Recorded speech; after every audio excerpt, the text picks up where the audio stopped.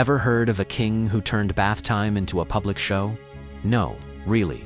Imagine being invited to a royal event, only to sit and watch the king slowly undress and soak in a tub on purpose. Sounds strange. Well, welcome to the world of Louis XIV, the Sun King. Because when you're the most powerful man in Europe, even your soap gets a spotlight. Louis XIV didn't just rule France, he performed royalty.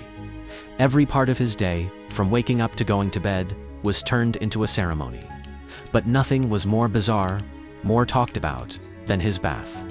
At Versailles, everything was about power, appearance, and control. And Louis knew that if people watched him eat, dress, and sleep, they might as well watch him bathe too. So he did just that. With an audience, when Louis took his bath, nobles, ambassadors, and high-ranking courtiers were often invited to attend. Not to bathe, of course, just to watch. Some were given chairs. Others had to stand quietly in the corner. And all were expected to act like this was completely normal. The king would sit in a silver bathtub filled with warm, scented water, often infused with herbs like thyme and lavender.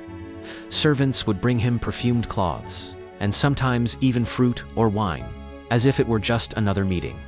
Why did he do this? Some say it was about showing off his body, proving that the Sun King was still strong and healthy. Others believe it was a clever way to remind his court that he was always in control, bare, unguarded, but never vulnerable. Either way, imagine the pressure. One wrong step, one slip of the soap, and it's royal embarrassment in front of dozens of guests. And this wasn't a one-time event. It happened often enough that people got used to it. In fact, it became a symbol of how completely Louis lived inside his own legend. Nothing was too private. Everything, even his bath, had to say, "I am the king." We might laugh at it now, but for people back then, it was serious.